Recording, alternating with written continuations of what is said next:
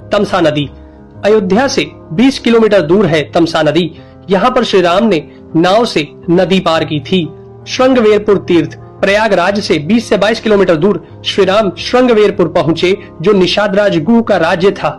यहीं पर गंगा के तट पर उन्होंने केवट से गंगा पार करने को कहा था। श्रृंगवेरपुर को वर्तमान में सिंगरौर कहा जाता है। कुरई गांव। सिंगरौर में गंगा पार कर भगवान श्री राम कुरई में रुके थे। प्रयाग। कुरई से आगे चलकर श्री राम अपने भाई लक्ष्मण और पत्नी सहित प्रयाग पहुँचे थे। कुछ साल पहले तक प्रयाग को इलाहाबाद कहा जाता था। चित्रकूट। प्रभु श्री राम ने प्रयाग संगम के समीप यमुना नदी को पार किया और फिर पहुंच गए चित्रकूट। चित्रकूट वह स्थान है जहां श्री राम को मनाने के लिए भरत अपनी सेना के साथ पहुंचे थे, क्योंकि राजा दशरथ का देहांत हो चुका था। भरत ने यहां से श्री राम की चरण पादुका ले जाकर उनकी चरण पादुका रखकर राज्य किया था। सतना। चित्रकूट के पास ही सतना यानी मध्य प्रदेश में स्थित अत्रि ऋषि का आश्रम था। हालांकि पत्नी अनुसुईया के साथ महर्षि अत्रि चित्रकूट के तपोवन में रहा करते थे, लेकिन सतना में रामवन नामक स्थान पर भी श्री राम रुके थे, जहां ऋषि अत्रि का एक और आश्रम था। दंडकारण्य। चित्रकूट से निकलकर श्री राम घने वन में पहुंच गए। असल में यही था उनका वनवास। इस वन को उस काल में दंडकारण्य कहा जाता था। मध्य प्रदेश, छत्तीसगढ़ और महाराष्ट्र के कुछ क्षेत्रों को मिलाकर दंडकारण्य था। दंडकारण्य में छत्तीसगढ़, उड़ीसा, तेलंगाना एवं आंध्र प्रदेश राज्यों के अधिकतर हिस्से शामिल थे। दरअसल उड़ीसा की महानदी के इस पास से गोदावरी तक दंडकारण्य का क्षेत्र फैला हुआ था। इसी दंडकारण्य का ही हिस्सा है तेलंगाना का एक शहर भद्राचलम। गोदावरी नदी के तट पर बसा यह शहर सीता रामचंद्र मंदिर के लिए प्रसिद्ध है। यह मंदिर भद्रगिरी पर्वत पर है। श्री राम ने अपने वनवास के दौरान कुछ दिन इस भद्रगिरी पर्वत पर ही बिताए थे। स्थानीय मान्यता के मुताबिक दंडकारण्य के आकाश में ही रावण और जटायु का युद्ध हुआ था और जटायु के कुछ अंग दंडकारण्य में आकर गिरे थे। दुनिया भर में सिर्फ यहीं पर जटायु का एकमात्र मंदिर है। दंडकारण्य वन अब सिमटकर वर्तमान में भारत के छत्तीसगढ़ राज्य में ही रह गया है। पंचवटी, नासिक। दंडकारण्य में मुनियों के आश्रमों में रहने के बाद श्री राम अगस्त्य मुनि के आश्रम गए। यह आश्रम नासिक के पंचवटी क्षेत्र में है, जो गोदावरी नदी के किनारे बसा है। यहीं पर लक्ष्मण ने सूर्पनखा की नाक काटी थी। श्री राम ने खरवादूषण के साथ युद्ध किया था। गिद्धराज जटायु से श्री राम की मैत्री भी यहीं हुई थी। वाल्मीकि रामायण अरण्य कांड में पंचवटी का मनोहर वर्णन मिलता है। सर्वतीर्थ। नासिक क्षेत्र में ही सूर्पनखा की नाक कटी तथा मारीच और खरवादूषण के वध के बाद ही रावण ने सीता का हरण किया और जटायु का भी वध किया था, जिसकी स्मृति नासिक से 56 किलोमीटर दूर ताकेड़ गांव में सर्वतीर्थ नामक स्थान पर आज भी संरक्षित है। जटायु की मृत्यु सर्वतीर्थ नाम के स्थान पर हुई, जो नासिक जिले से इगतपुरी तहसील के ताकेड़ गांव में मौजूद है। इस स्थान को सर्वतीर्थ इसलिए कहा गया क्योंकि यहीं पर मरणासन्न जटायु ने सीता माता के बारे में बताया। राम जी ने यहाँ जटायु का अंतिम संस्कार करके पिता और जटायु का श्राद्ध तर्पण किया था। पर्णशाला। पर्णशाला तेलंगाना के खम्माम जिले के भद्राचलम में स्थित है। यह रामालय से लगभग 1 घंटे की दूरी पर स्थित है।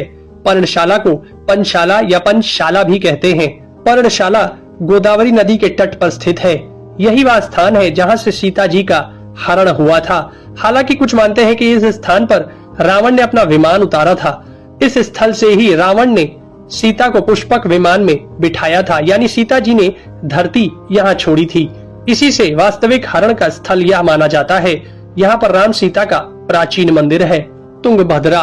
सर्वतीर्थ और पर्णशाला के बाद श्री राम लक्ष्मण सीता जी की खोज में तुंगभद्रा तथा कावेरी नदियों के क्षेत्र में पहुंच गए। तुंगभद्रा एवं कावेरी नदी क्षेत्रों के अनेक स्थलों पर वे सीता जी की खोज में गए। शबरी का आश्रम। श्री राम और लक्ष्मण सीता की खोज में तुंगभद्रा और कावेरी नदी को पार करते हुए चल दिए। जटायु और कबंध से मिलने के पश्चात वे ऋषिमुख पर्वत पहुंचे। रास्ते में वे पंपा नदी के पास शबरी आश्रम भी गए, जो आज केरल में स्थित है। पंपा तुंगभद्रा नदी का पुराना नाम है। इसी नदी के किनारे पर हम्पी बसा हुआ है। रामायण में हम्पी का उल्लेख वानर राज्य किष्किंधा की राजधानी के तौर पर किया गया है। केरल का प्रसिद्ध शबरीमलय मंदिर तीर्थ इसी नदी के तट पर स्थित है। ऋषिमुख पर्वत। मलय पर्वत और चंदन वनों को पार करते हुए वे ऋषिमुख पर्वत की ओर बढ़े। यहाँ श्री राम ने हनुमान और सुग्रीव से भेंट की, सीता जी के आभूषणों को देखा और बाली का वध किया। ऋषिमुख पर्वत वाल्मीकि रामायण में वर्णित वानरों की राजधानी किष्किंधा के निकट स्थित था। ऋषिमुख पर्वत तथा किष्किंधा नगर कर्नाटक के हम्पी जिला बेल्लारी में स्थित है। पास की पहाड़ी को मतंग पर्वत माना जाता है। इसी पर्वत पर मतंग ऋषि का आश्रम था जो हनुमान जी के गुरु थे। कोडिकरई। हनुमान और सुग्रीव से मिलने के बाद श्री राम ने वानर सेना का गठन किया और लंका की ओर चल पड़े। तमिलनाडु की एक लंबी तट रेखा जो लगभग 1000 किलोमीटर तक विस्तारित है, कोडिकरई समुद्र तट वेलांकनी के दक्षिण में स्थित है, जो पूर्व में बंगाल की खाड़ी और दक्षिण में पाल्क स्ट्रेट से घिरा हुआ है। यहाँ श्री राम की सेना ने पड़ाव डाला और श्री राम ने अपनी सेना को कोडिकरई में एकत्रित कर विचार विमर्श किया, लेकिन श्री राम की सेना ने उस स्थान के सर्वेक्षण के बाद जाना कि यहाँ से समुद्र को पार नहीं किया जा सकता और यह स्थान पुल बनाने के लिए उचित भी नहीं है। तब श्री राम की सेना ने रामेश्वरम की ओर कूच किया। रामेश्वरम समुद्र तट एक शांत समुद्र तट है और यहाँ का छिछला पानी तैरने और सन बाथिंग के लिए आदर्श है।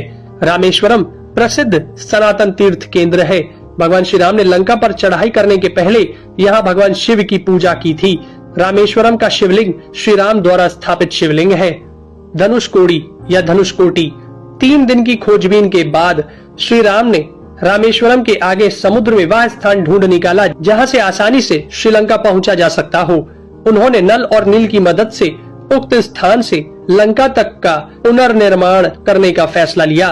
धनुषकोडी भारत के तमिलनाडु राज्य के पूर्वी तट पर रामेश्वरम द्वीप के दक्षिणी किनारे पर स्थित एक गांव है।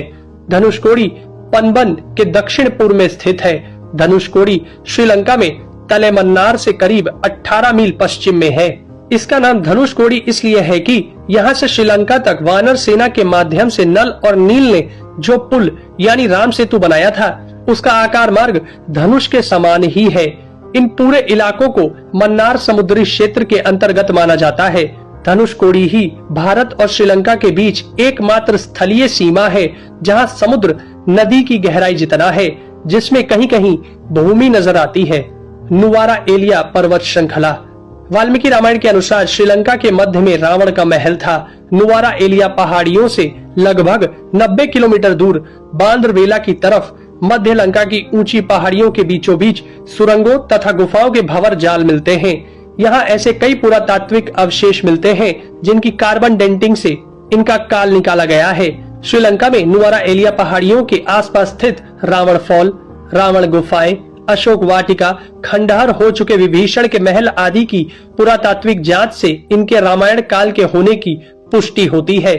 आजकल भी इन स्थानों की भौगोलिक विशेषताएं, जीव, वनस्पति तथा स्मारक आदि बिल्कुल वैसे ही हैं जैसे कि रामायण में वर्णित किए गए।